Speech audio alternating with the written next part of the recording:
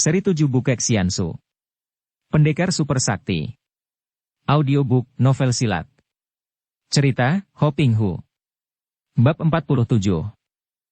Dua orang datuk kaum sesat itu diam-diam merasa jerih terhadap Han Han, akan tetapi untuk menolak tantangan, tentu saja mereka merasa malu. Pula, mereka adalah dua orang tokoh besar, masa harus melarikan diri terhadap tantangan seorang pemuda yang buntung sebelah kakinya. Biarpun kini tidak ada tokoh Kang Ou yang menyaksikan, bahkan kedua orang pendeta yang menjadi utusan Pangeran Qiu juga telah kembali ke Sichuan, namun ada ratusan orang prajurit Manchu menjadi penonton. Akan tetapi, Toat Beng Chiu Xianli masih berusaha untuk menghindarkan pertandingan dan berkata, "Sumahan, engkau sekarang mengakui sebagai keturunan Suma. Jaihuasian Sumahoat adalah kakekmu. Lupakah engkau bahwa aku adalah istri kakek buyutmu Sumakiat? Aku adalah nenek buyutmu sendiri. Hayo berlutut memberi hormat atas kekurang ajaranmu menantangku." Akan tetapi Han Han tertawa mengejek. "Tidak kusangkal bahwa aku menyesal sekali, adalah keturunan keluarga Suma yang jahat seperti keluarga iblis itu. Engkau adalah seorang di antara selir-selir Sumakiat yang tentu banyak jumlahnya, entah selir yang syah ataukah selir gelap-gelapan.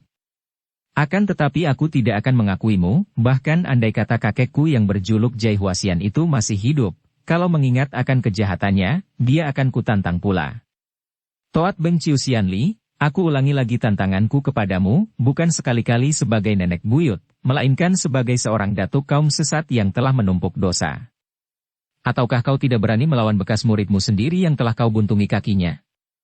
Dan engkau, Ma Bin Lomo, apakah engkau telah berubah menjadi pengecut, lebih pengecut daripada perbuatanmu membunuhi keluarga para murid In Koksan?" Kemarahan dua orang tokoh tua itu memuncak dan biarpun mereka maklum akan kesaktian Han Han, namun keduanya juga memiliki kepandaian yang sudah amat tinggi tingkatnya. Toat Beng Chiu Xianli memekik dan begitu tangannya bergerak, 3 sinar terang menyambar ke arah dahi, dada dan pusar Han Han. Itulah senjata gelap gelang yang ia lolos dari rantai gelang di telinganya. "Lulu, mundur!" Han Han berteriak. Lulu meloncat ke dekat Nirahai dan Han Han menggerakkan tangannya, dengan hawa pukulan sinkang yang kuat sekali ia membuat 3 buah gelang itu menyeleweng dan menghilang ke dalam tanah di depan kakinya. Wutut, tring-tring-terang. Toat Beng Chiu Xianli sudah menerjang maju dan sekaligus kedua anting-anting rantai gelang rambutnya yang panjang dan kedua tangannya sudah bergerak melakukan penyerangan secara berbareng. Sing! Nguik! Ma Bin Lomo juga sudah menerjang maju, golok melengkung di tangan kanan menjadi gulungan sinar, tangan kirinya memukul dengan pengerahan tenaga Swat Im Sin Chiang. Cuat-cuat! Tubuh Han Han mencelat seperti kilat dan telah lolos dari kepungan serangan yang amat hebat itu. Tubuhnya bergerak-gerak dengan loncatan aneh sehingga pandang mata Ma Bin Lomo dan Chiu Xianli menjadi kabur. Mereka harus membelalakan mata bergerak cepat dan bersikap waspada. Siapakah yang akan dapat mengatakan bahwa siasat dalam perang itu curang? "Hei, mengapa main keroyok? Ini tidak adil." Nirahai berseru. Biarpun ia tidak khawatir melihat pengeroyokan atas diri Han Han, namun sebagai saksi dan juri, dia harus mencela agar tidak dianggap berat sebelah. "Terima kasih, Puteri. Biarlah mereka mengeroyok, memang selama hidupnya orang-orang seperti mereka ini hanya mengandalkan kemenangan dengan kecurangan." Han Han mengejek. Kedua orang itu menjadi makin marah, akan tetapi tentu saja mereka menulikan telinga terhadap ejekan-ejekan ini karena maklum bahwa kalau maju seorang demi seorang, tentu mereka akan celaka. Tanpa menjawab, mereka telah mengirim serangan secara bertubi-tubi. Han Han tetap mainkan ilmu silat Soan Hong Lui Kun yang amat hebat, tubuhnya lenyap dan hanya tampak berkelebatnya bayangannya yang saking cepat gerakannya sampai seolah-olah berubah menjadi banyak itu. Dia hanya mengelak dengan loncatan-loncatan ke sana-sini sehingga tampaknya seperti dua orang anak-anak yang canggung mengejar dan berusaha untuk memukul seekor lalat yang amat cekatan. Ma Bin Lomo Siangkoan Li adalah seorang ahli bermain golok melengkung, dan tenaganya Swat Im Sin Chiang amat kuatnya, bahkan lebih kuat daripada tenaga sinkang setan botak, lebih kuat pula dari tenaga sinkang Toat Beng Chiu Xianli. Akan tetapi nenek itu jauh lebih berbahaya karena biarpun sinkangnya tidak sekuat Ma Bin Lomo, namun dalam hal ilmu silat, Toat Beng Chiu Xianli Bu Chi Goat lebih lihai dan banyak sekali macam ilmunya. Nenek ini puluhan tahun lamanya berkecimpung di dunia kaum sesat, mempelajari bermacam ilmu dan sebagai selir terkasih Sumakiat, dia menuruni pula ilmu-ilmu aneh dan mengerikan dari suaminya itu. Dia ahli mempergunakan rambutnya sebagai senjata.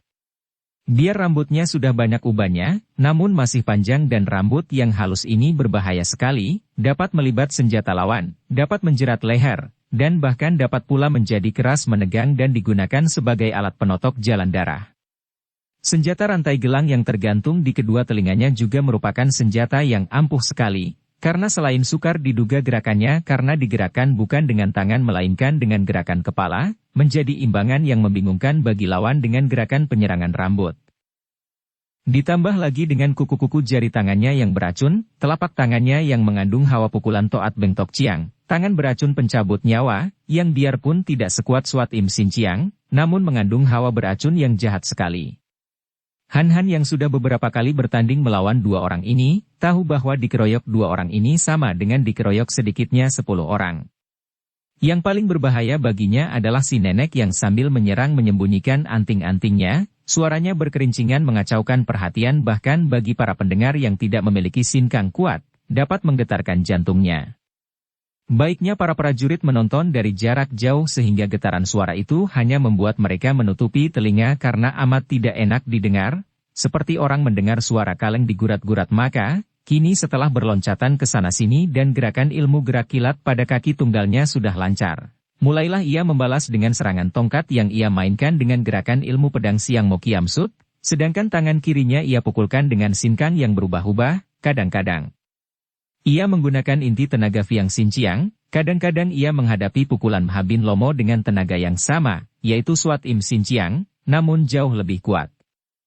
Kini mulailah Han menggunakan ilmunya Soan Hong Lui Kun yang memungkinkan ia berloncatan cepat menjauhi Toat Beng Chiu Sian Li dan mendesak Mha Bin Lomo. Toat Beng Chiu Sian Li maklum bahwa Han hendak merobohkan dulu murid keponakannya, maka berteriak-teriak dan mengejar terus.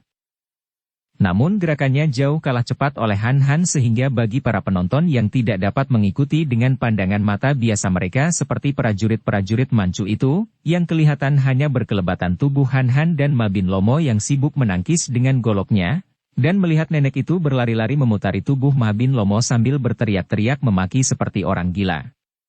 Mha Bin Lomo mempertahankan diri sekuatnya. Ketika melihat tongkat menyambar, ia mengerahkan tenaga mengayun goloknya menangkis, dan tangan kirinya sudah menghantam ke arah bayangan Han dengan Swat Im Sin Chiang. Saat inilah yang dinanti-nantikan oleh Han. Tongkatnya ia pukulkan dengan kuat, dan tangan kanannya menyambut pukulan itu dengan tenaga Im Kang pula yang jauh lebih kuat. Dua senjata bertemu di udara, tepat pada saat dua telapak tangan mereka bertemu. Krak! Des, golok patah menjadi 3 dan tubuh Mha Bin Lomo menggigil. Kemudian ia terhuyung mundur, dari telinga, mata, hidung dan mulut juga dari lubang-lubang di bawah tubuh, mengucur darah dan akhirnya roboh dengan napas putus. Tubuhnya berubah membiru dan kaku seperti sebatang kayu karena tubuh itu sudah membeku. Bocah setan. Toat Beng Chiu Sian Li memaki menutupi rasa gentarnya, semua senjatanya yang ampuh, rambut, sepasang rantai gelang dan kedua tangannya menyerang kalang kabut. Ketika Han menggunakan tongkatnya menangkis, sepasang rantai gelang yang panjang dan pendek itu bergerak seperti 2 ekor ular. Tahu-tahu telah melibat-libat pada tongkat itu dan mendadak nenek itu menggerakkan kepalanya. 2 helai rantai gelang itu membetot ke kanan kiri. Han terkejut karena benar-benar amat kuat tarikan 2 rantai gelang itu. Dia pun mengerahkan tenaga membetot. Krek-krek-krak. Ai! Nenek itu menjerit. Tongkat Han patah-patah menjadi 3 potong, akan tetapi 2 helai rantai gelang itu pun copot dari kedua telinga si nenek, merobek bagian bawah daun telinga di mana rantai itu tergantung. Nyerinya begitu hebat bagi seorang nenek yang demikian sakti, akan tetapi rasa kaget dan malu membuat ia menjadi marah dan nekat. Kepalanya bergerak dan rambutnya sudah membelit leher Han. Pemuda ini tak sempat mengelak, rambut itu seperti hidup, tahu-tahu telah membelit dan mencekik leher. Otomatis kedua tangannya ia gerakkan ke leher untuk melepaskan libatan dan menarik putus rambut itu. Akan tetapi pada saat itu, Toat Beng Chiu Sian Li Bu Chi Goat sudah menggerakkan kedua tangannya yang berkuku panjang, yang kiri mencengkeram ke arah ulu hati, sedangkan yang kanan mencengkeram ke bawah pusar Han untuk meremas hancur anggota kelaminnya. Koko, awas! Tak tertahankan lagi Lulu yang menyaksikan gerakan nekat dan curang itu berseru.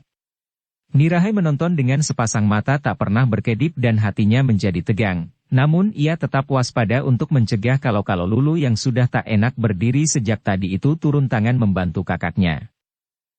Han sekarang bukanlah seperti Han dahulu ketika baru keluar dari Pulau Es. Setelah menerima gemblengan dari Hu Xiaobue, dia telah menguasai ilmu silat tinggi dan memiliki kewaspadaan seorang ahli.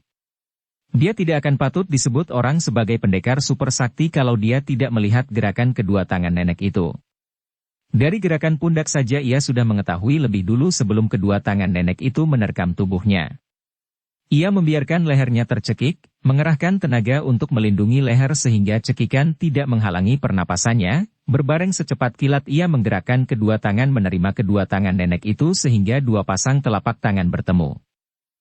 Nenek itu terus mencengkeram kedua tangan Han sambil mengerahkan tenaga Toat Beng Tok Chiang. Akan tetapi Han tidak menolak, malah pemuda ini pun mengerahkan Sin Kang, yang kiri mengerahkan inti Swat Im Sin Chiang, yang kanan mengerahkan Fiang Sin Chiang. Dua orang itu berdiri tegak, rambut nenek itu mencekik leher, kedua pasang tangan mereka saling cengkeram dan terjadilah adu tenaga yang amat menegangkan bagi Lulu dan Nirahai. Mereka berdua maklum bahwa Han dan nenek itu mengadu tenaga sakti yang amat berbahaya. Kini tangan kiri nenek itu yang bertemu tangan kanan Han yang mengepulkan asap dan kuku-kukunya yang panjang hangus, sedangkan tangan kanannya menggigil. Muka nenek itu sebentar pucat sebentar merah, napasnya terengah-engah dan ia berkata parau. Aku nenek buyutmu. Nenek buyutmu, dan dari kedua mata nenek itu bercucuran air mata. Han merasa muak, juga kasihan. Air mata hanya dapat dikeluarkan dari hati yang baik. Hanya orang yang berduka, orang yang menyesali perbuatannya, orang yang kalah dan tertekan batinnya saja yang akan dapat mengucurkan air mata. Dan tak dapat disangka lagi, menangis sama dengan berdoa, karena hanya orang yang menangis saja yang mendekatkan hatinya dengan Tuhan. Pergilah, seru Han dan ia mengerahkan semua tenaganya, mendorong dan tubuh nenek itu terlempar dibarengi jeritnya yang menyayat hati. Rambutnya masih melibat leher Han karena dalam saat terakhir itu, nenek ini masih tidak mau melepaskan niatnya membunuh Han, maka masih melakukan perlawanan.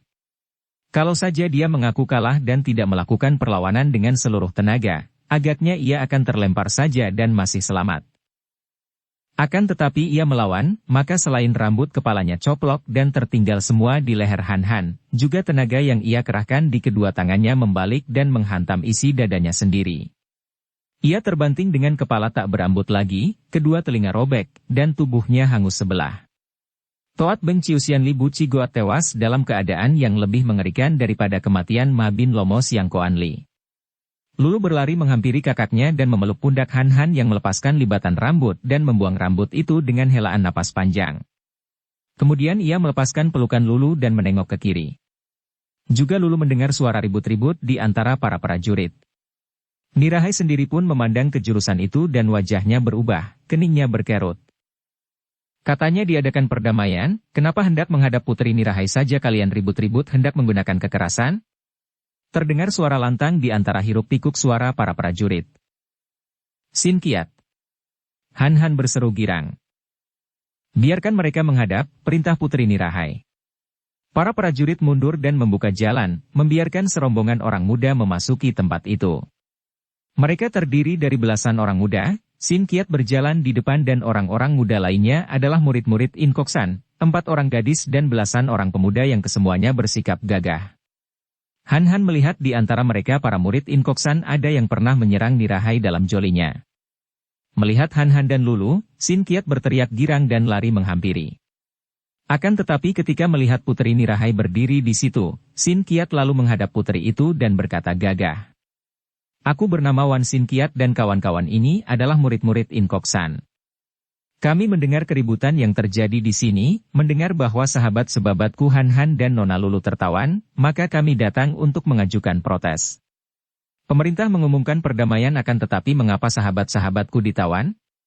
Sementara itu, para murid In Kok San memandang mayat-mayat Ma Bin Lomo dan Toat Beng Ciusian Li dengan mata terbelalak, bahkan 4 orang gadis itu menangis, bukan karena duka melainkan karena terharu melihat betapa musuh besar mereka, Ma Bin Lomo bekas guru yang ternyata menjadi pembunuh keluarga mereka, kini telah menggeletak tak bernyawa. Putri Nirahai tersenyum dan memandang dengan sinar mata dingin. Apa yang terjadi di sini bukanlah urusan perang, melainkan urusan pribadi. Dan kalian melihat sendiri, kedua orang yang kau maksudkan itu tidak lagi menjadi tawanan kami. Bahkan kami memberi kebebasan kepada Sumahan untuk bertanding melawan dua orang musuhnya tanpa campur tangan dari kami.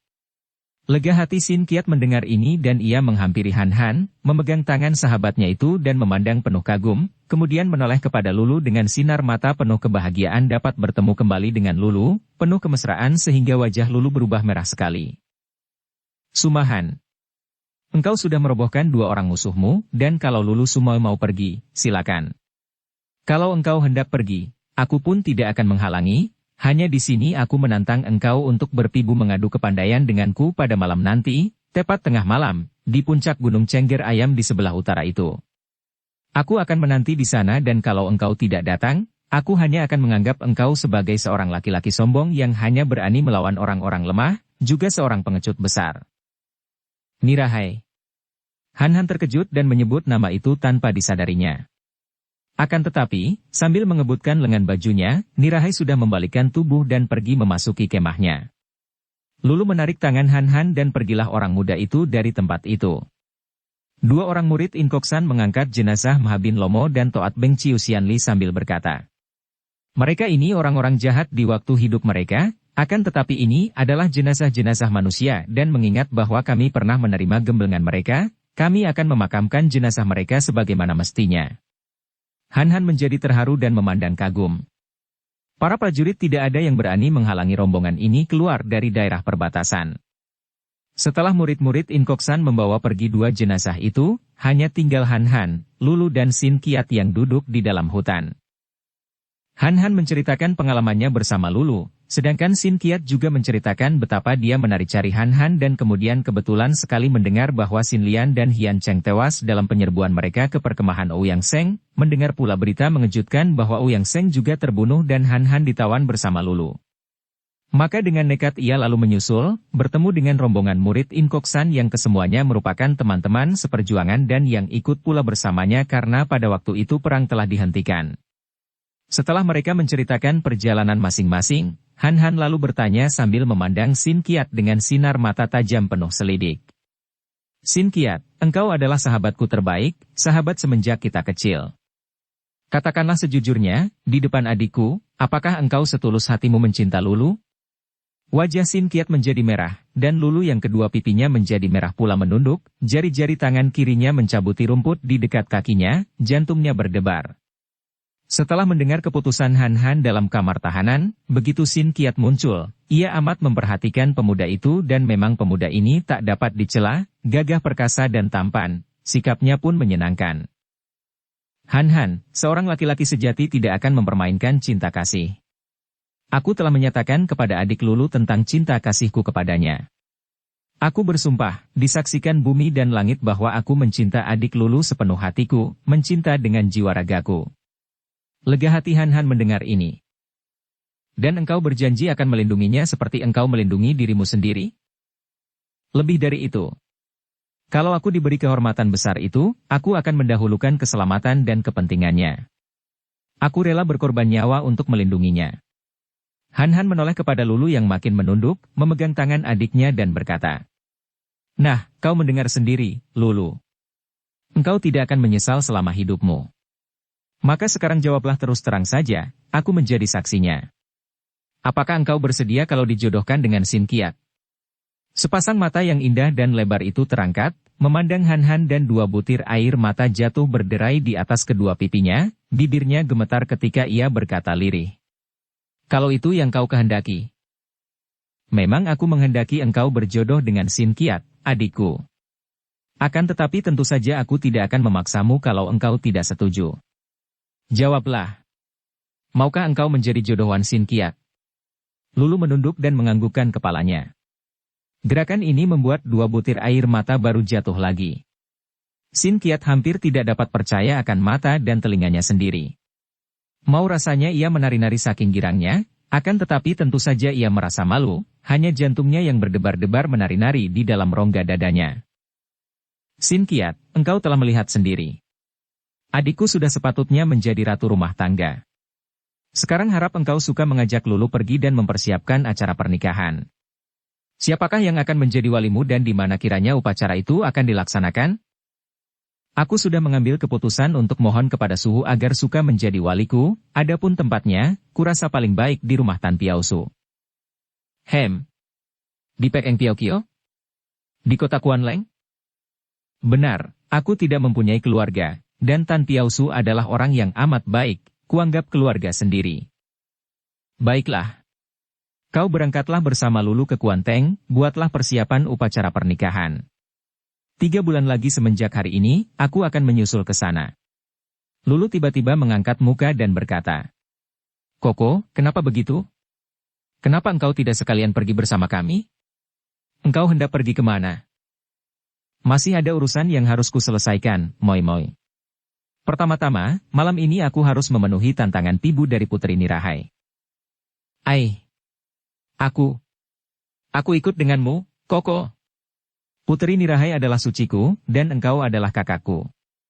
Kini kalian hendak mengadu kepandaian. Suci amat sakti, Koko, bagaimana kalau?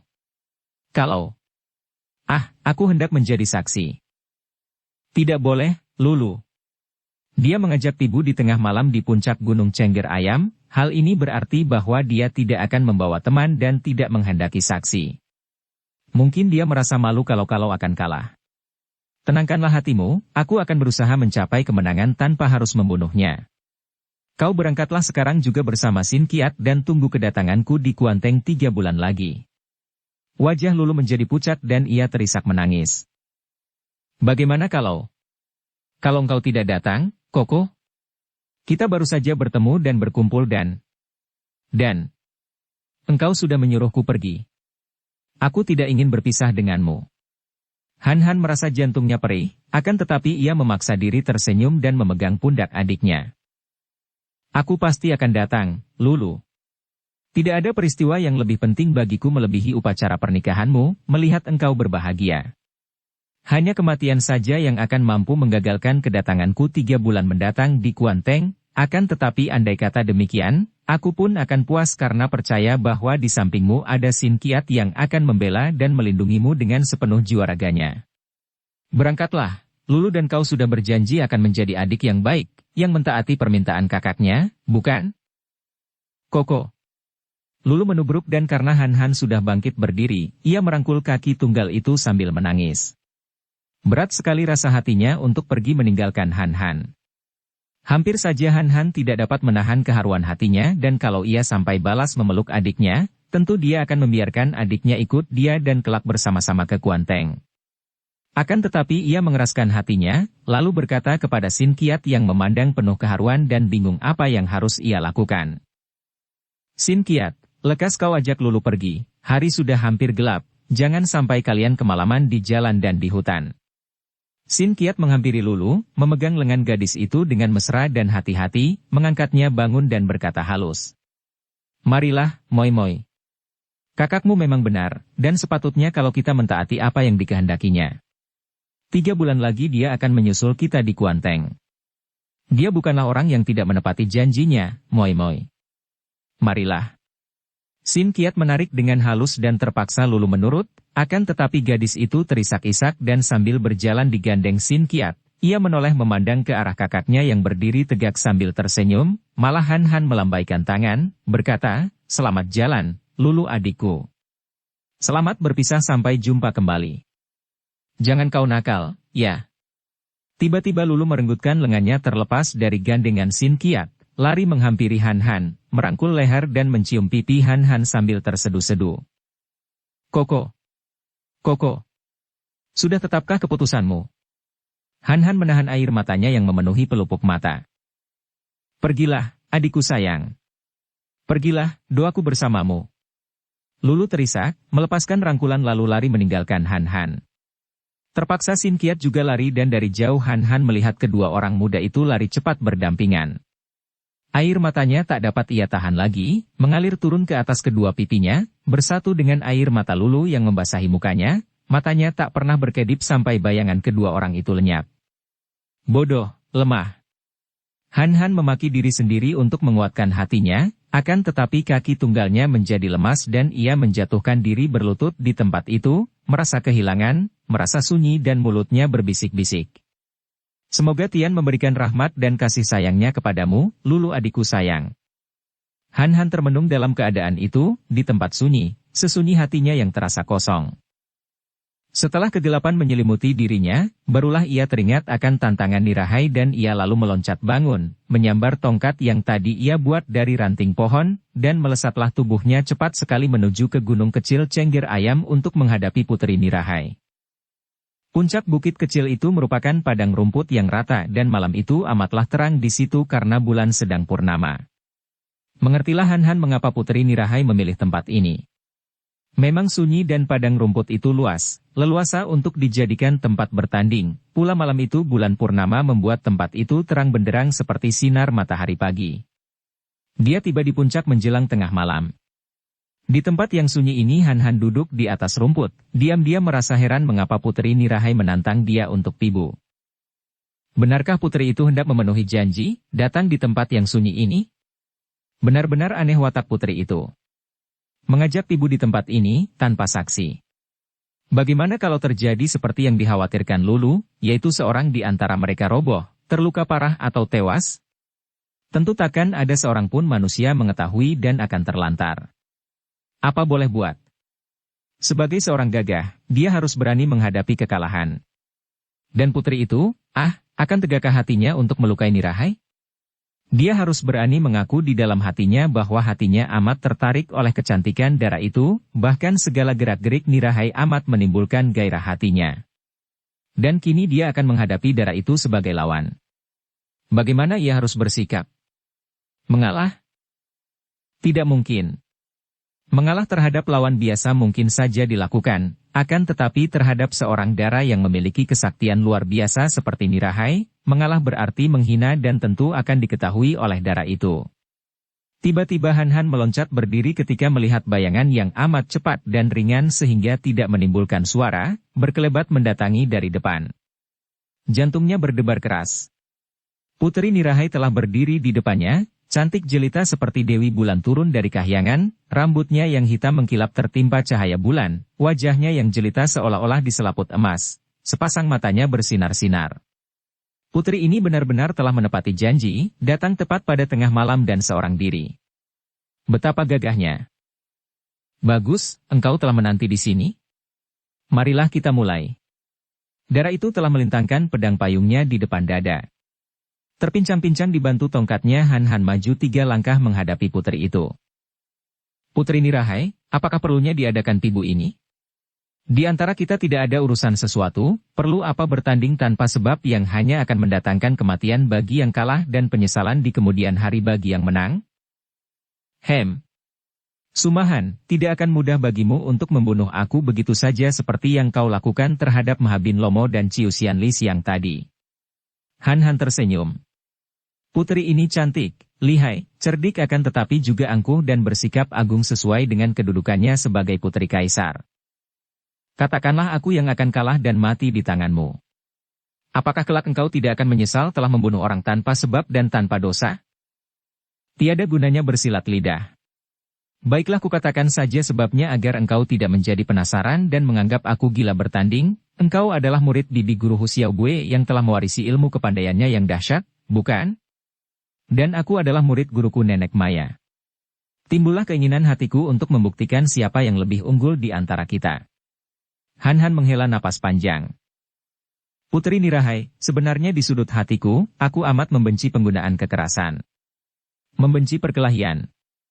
Selama ini aku hanya dipaksa untuk berkelahi, padahal aku tidak suka untuk bertanding, apalagi dengan engkau yang gagah perkasa dan lihai. Engkau adalah pewaris ilmu-ilmu yang dahsyat dari pendekar-pendekar sakti zaman dahulu, pewaris ilmu-ilmu dari pendekar wanita mutiara hitam, menjadi murid Nenek Maya yang maha sakti. Biarlah, tanpa bertanding pun aku sudah mengakui keunggulanmu dan aku mengaku kalah. Sumahan, apa kau kira aku ini anak kecil yang dapat kau bujuk dengan kata-kata mengalah seperti diberi kembang gula? Tidak, aku tidak mau menerima alasan seperti itu. Aku menantangmu untuk tibu dan aku hanya akan meniadakan tibu ini kalau engkau mengaku bahwa engkau takut dan pengecut, tidak berani melawanku. Wajah Han Han menjadi merah. Ia bukan seorang bodoh dan maklum bahwa sengaja putri itu menggunakan kata-kata pengecut hanya untuk memaksanya. Dia tidak dapat mundur lagi. Bagi seorang gagah, dianggap takut dan pengecut lebih hebat daripada mati. Baiklah. Agaknya engkau sudah bertekad untuk menguji kepandaianku yang tidak seberapa ini. Hanya satu pesan dan permintaanku kepadamu sebelum kita mulai bertanding, Putri Nirahai. Katakanlah, engkau cerewet benar. Apa pesanmu? Han Han tersenyum. Sikap darah ini, biarpun seorang putri kaisar yang angkuh, mengingatkan ia akan kegalakan Lulu.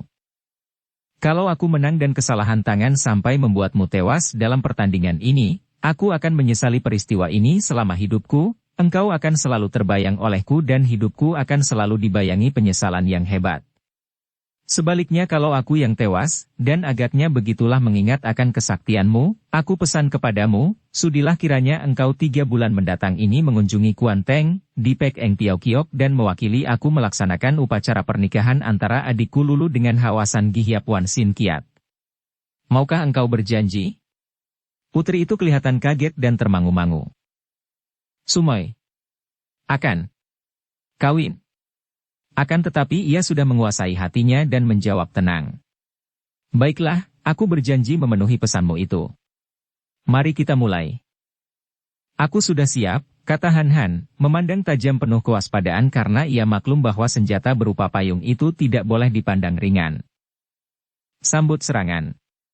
Nirahai berseru dan tiba-tiba mata Han Han menjadi gelap karena payung hitam itu terbuka menyembunyikan tubuh Nirahai dan tahu-tahu ujung payung yang runcing itu sudah meluncur ke arah dadanya. Hebat bukan main serangan ini. Han Han kaget dan kagum, akan tetapi cepat mengangkat tongkatnya menangkis dengan putaran pergelangan tangannya. Cering-cering-cering. Setelah 3 kali menangkis, baru Nirahai menghentikan tusukan bertubi-tubi dan berganti gerakan, payungnya tiba-tiba tertutup dan tangan kirinya menampar dari samping mengarah pelipis Han Han, sedangkan payung yang tertutup itu meluncur dengan totokan ke arah lutut kiri lawan. Han Han cepat mengelak dan melihat serangan itu disusul dengan serangan-serangan dahsyat sekali secara bertubi-tubi, terpaksa ia lalu bersilat dengan gerak kilat yang membuat tubuhnya seolah-olah menghilang, yaitu ilmu silat Soan Hong Lui Kun.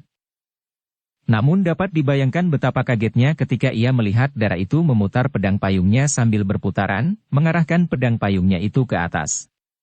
Seperti diketahui, ilmunya Soan Hong Lui Kun yang berdasarkan gerak kilat itu selalu menitik beratkan serangan dari atas, menggunakan kesempatan selagi tubuhnya mencelat-celat ke atas yang kecepatannya tak mungkin dapat dicapai orang yang berkaki 2. Akan tetapi kini Nirahai memutar tubuh dan pedangnya sehingga tubuhnya bagian atas seperti diselimuti atau dilindungi benteng baja yang tak mungkin ditembus oleh air hujan sekalipun. Inilah ilmu terbaru yang diajarkan Nenek Maya kepada Nirahai yang khusus diciptakan untuk menghadapi Soan Hong Lui Kun. Han Han menjadi penasaran juga karena sama sekali dia tidak mendapat kesempatan menyerang kalau menggunakan gerak kilatnya, maka ia meluncur turun dan membalas serangan lawan dengan mainkan tongkatnya, mencampur adukan ilmu pedang Siang Mo Kiam Sut dengan gerakan ilmu silat yang ia pelajari dari kitab-kitab di Pulau Es. Nirahai sama sekali tidak berani memandang rendah. Tadi ketika tubuh Han Han mencelat dan lenyap, ia kaget setengah mati. Cepat ia mainkan ilmu yang diajarkan Subonya melindungi tubuhnya bagian atas. Ia maklum bahwa kalau saja dia tidak mempelajari ilmu baru itu, tentu dia akan tak sanggup menghadapi ilmu mencelat-celat seperti itu yang kecepatannya saja sudah membuat pandang matanya kabur, seolah-olah yang dihadapinya bukan manusia melainkan iblis yang pandai menghilang. Kini setelah Han Han menyerangnya dengan tongkat yang dimainkan secara kuat dan cepat, hatinya menjadi tenang dan ia pun menggerakkan pedang payungnya mengimbangi permainan lawan sehingga kedua orang yang sama kuatnya ini bertanding secara hebat dan seru. Berkali-kali terdengar suara nyaring ketika pedang payung bertemu dengan tongkat, dan terdengar bunyi bercuitan atau berdesingan kalau senjata mereka yang menyambar itu dielakkan lawan yang menusuk tempat kosong. Han Han merasa tidak tega kalau dia menggunakan sinkangnya yang luar biasa, yang sukar dicari bandingnya di dunia persilatan masa itu.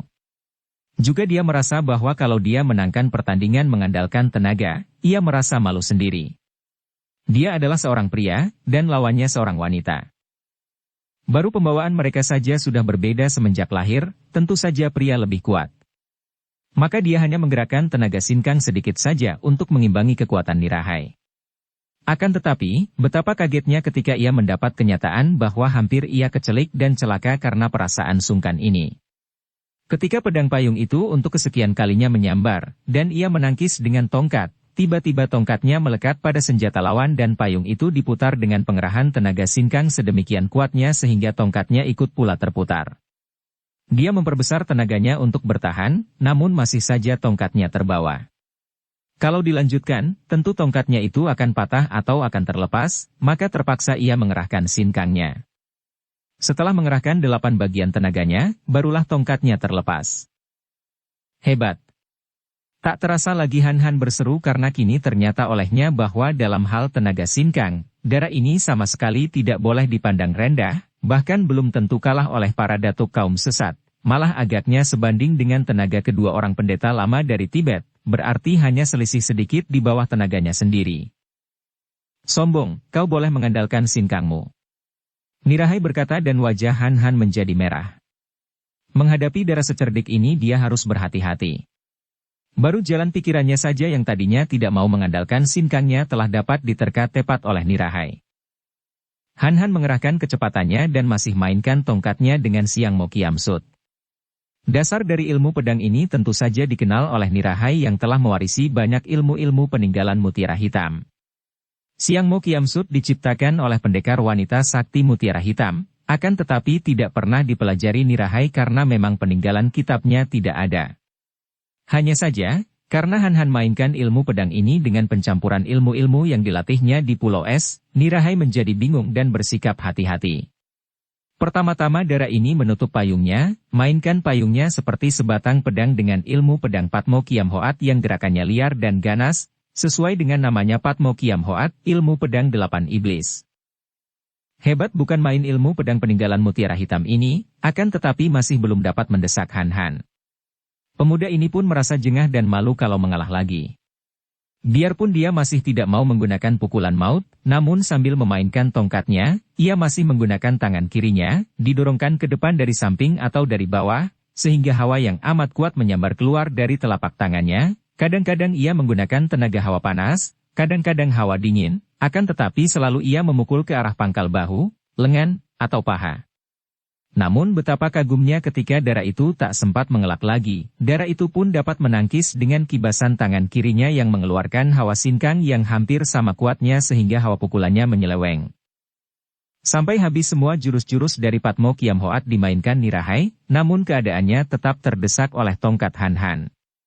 Gadis ini memang hendak menguji, maka ia lalu mengeluarkan bentakan halus dan tiba-tiba ilmu pedangnya berubah sama sekali, berbeda seperti bumi dengan langit kalau dibandingkan dengan yang tadi.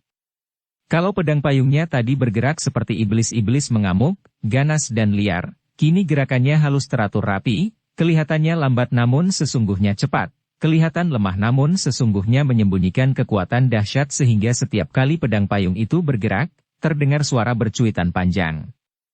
Inilah ilmu pedang Patsian Kiam Hoat, ilmu pedang 8 dewa, yang dahulu dicipta sebagai lawan dari Patmo Kiam Hoat dan tentu saja lebih kuat dan dahsyat daripada ilmu pedang yang pertama, dan Han Han kagum bukan main karena segera ia terdesak hebat.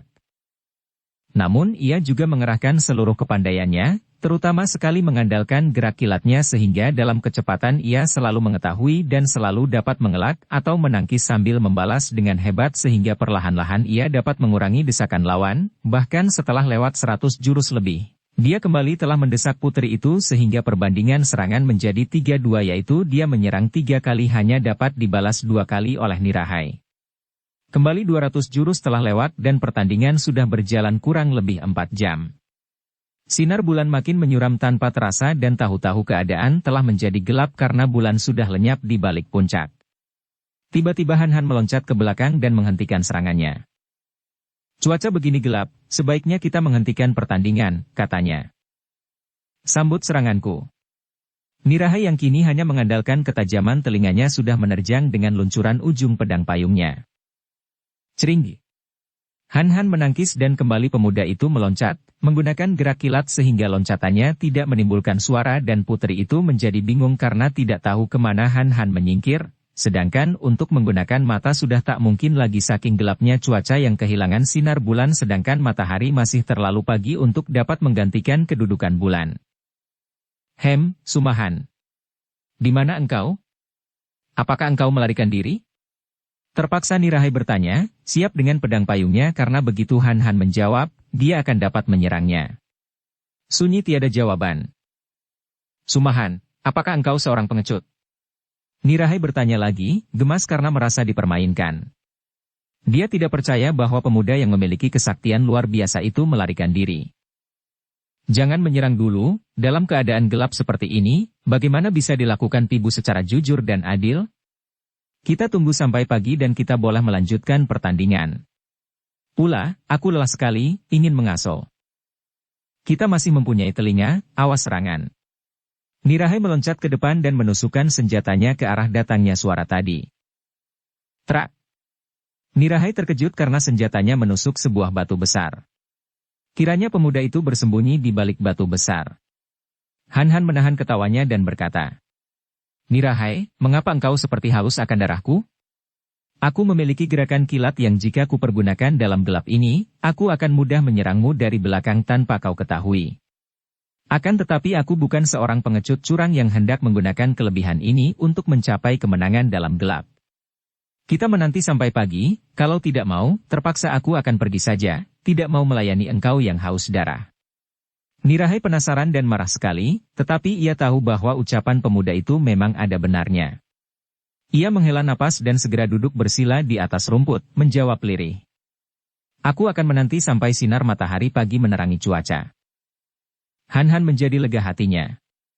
Bertanding melawan seorang yang sakti seperti Dara itu di dalam gelap, benar-benar amat berbahaya dan kalau dia menghendaki kemenangan, agaknya dia harus terpaksa merobohkan Dara itu yang mungkin akan tewas. Padahal dia sama sekali tidak menghendaki terjadinya hal itu. Sama sekali tidak. Setelah 400 jurus lebih bertanding melawan gadis ini, dia merasa makin tertarik, makin kagum dan menaruh hati sayang. Maka ia pun lalu duduk bersila untuk memulihkan tenaganya dan mengatur pernapasannya. Setelah berhenti bertanding, berhenti menggerakkan tubuh, baru terasa oleh Nirahai betapa lelahnya dia dan betapa dinginnya hawa udara menjelang pagi itu. Dia ingin mengaso dan memulihkan tenaga, maka tidak mau menggunakan tenaga sinkang untuk melawan hawa dingin. Akan tetapi, dengan demikian ia menderita oleh hawa dingin sehingga mulutnya menggigil dan kedua baris giginya saling beradu. Han Han adalah seorang yang telah tinggal selama bertahun-tahun di Pulau Es, bahkan melatih sinkang di sana, maka tentu saja hawa dingin di puncak Bukit Cengger Ayam ini baginya sama sekali tidak terasa dingin. Dia boleh mengaso dan memulihkan tenaga dengan tenang, sama sekali tidak menderita hawa dingin. Akan tetapi telinganya yang berpendengaran tajam itu dapat menangkap suara gigi Dara itu yang saling beradu karena menggigil maka timbullah rasa iba di hatinya. Tanpa bicara sesuatu ia lalu pergi mencari kayu, membuat api unggun di dekat Nirahai. Semua ini ia lakukan tanpa bicara karena ia tahu bahwa seorang dengan hati sekeras itu tentu akan tersinggung kalau ia membuka mulut. Ia membuat api unggun, seolah-olah dia sendiri yang membutuhkannya, akan tetapi setelah api unggun itu menyala besar, ia lalu pergi menjauh dan duduk di bawah sebatang pohon, menanti datangnya pagi. Nirahai menjadi gelisah dan tak dapat bersamadi sebagaimana mestinya. Jantungnya berdebar-debar keras. Pemuda yang hebat sekali, kepandaiannya benar-benar luar biasa dan sukar dicari keduanya. Dan hatinya begitu mulia. Kalau keadaan tidak segelap itu, tentu ia akan menyembunyikan mukanya yang terasa panas dan tentu merah sekali ketika Han Han membuat api unggun. Betapa bijaksana pemuda itu yang tidak mau mengeluarkan suara, namun dia bukan orang bodoh yang tidak mengerti betapa pemuda itu sengaja membuat api unggun untuk dia. Pemuda itu tahu bahwa dia menderita kedinginan maka membuatkan api unggun sehingga kini tubuhnya terasa hangat dan dia tidak terganggu hawa dingin sehingga dapat mengaso dan memulihkan tenaga dengan bersamadi. Akan tetapi, kini bukan hawa dingin yang mengganggunya, melainkan hatinya yang berdebar keras. Sinar matahari pagi mulai bercahaya kemerahan, perlahan-lahan akan tetapi pasti sinar itu makin menjadi terang dan mulai mengusir kabut tebal yang menyelimuti puncak bukit kecil itu. Kabut lari membawa serta hawa dingin sehingga permukaan puncak bermandi cahaya matahari dan bumi mengeluarkan hawa yang hangat seolah-olah menyambut dengan hangat mesra kedatangan sinar matahari. Rumput-rumput hijau tegak semua, kehijauan dengan ujung terhias mutiara air embun, seperti perawan-perawan jelita yang muda dan segar sehabis mandi pagi. Sumahan, mari kita lanjutkan pertandingan. Han membuka kedua matanya, sejenak ia mengagumi keindahan cahaya matahari bercumbu dengan daun-daun pohon dan rumput-rumput, kemudian ia menoleh dan memandang kepada Putri Nirahai yang sudah berdiri tegak dengan pedang payung di tangan. Biarpun hampir semalam bertanding dan sama sekali tidak tidur, darah itu tidak tampak lesu atau kusut, bahkan wajahnya segar kemerahan, hanya rambutnya yang sedikit terurai kusut namun malah menambah kecantikannya yang aseli. Sumahan, aku sudah siap. Mari kita lanjutkan. Nirahai menegur lagi ketika melihat pemuda itu hanya bengong memandang wajahnya. Han menghela napas panjang, lalu bangkit perlahan bersandar pada tongkatnya. Ia bersungut-sungut dan suaranya membayangkan penyesalan hatinya. Ah, sepagi ini enaknya mandi-mandi lalu minum teh panas menyegarkan tubuh. Akan tetapi engkau sudah mendesakku mengajak bertanding. Nirahai, demikian besarkah rasa sukamu akan berkelahi? Tiada bosan-bosannya setelah setengah malam kita bertanding? Sepasang alis Nirahai bergerak. Semalam kita belum selesai bertanding, terhalang kegelapan dan aku pun belum merasa kalah. Mari kita segera melanjutkan untuk menyelesaikan tibu agar diketahui siapa di antara kita yang lebih unggul. Han mengerti bahwa seorang seperti putri ini kalau sudah menghendaki sesuatu pasti akan dikejarnya sampai dapat. Dia harus menyelesaikan pertandingan ini, dan dia akan mengalahkan Nirahai untuk menundukkan hati yang keras ini, untuk menundukkan keangkuhannya. Baiklah, Nirahai, kalau demikian kehendakmu. Majulah. Han menantang sambil melintangkan tongkatnya di depan dada dan kaki tunggalnya berdiri tegak, sepasang matanya memandang tajam bersinar-sinar. Ketika tadi bersamadi, Nirahai memutar otaknya. Dia telah mengeluarkan Patmo Kiam Hoat, kemudian malah mainkan Patsian Kiam Hoat, namun kedua ilmu pedangnya yang sukar dicari tandingannya itu ternyata tidak mampu mendesak Han.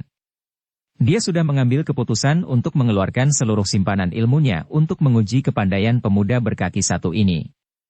Maka begitu melihat sikap Han, ia lalu membentak nyaring dan kedua tangannya bergerak. Sambut jarum-jarumku. Han melihat berkelebatnya sinar-sinar kecil dan mencium bau yang amat harum. Ia kagum dan terkejut.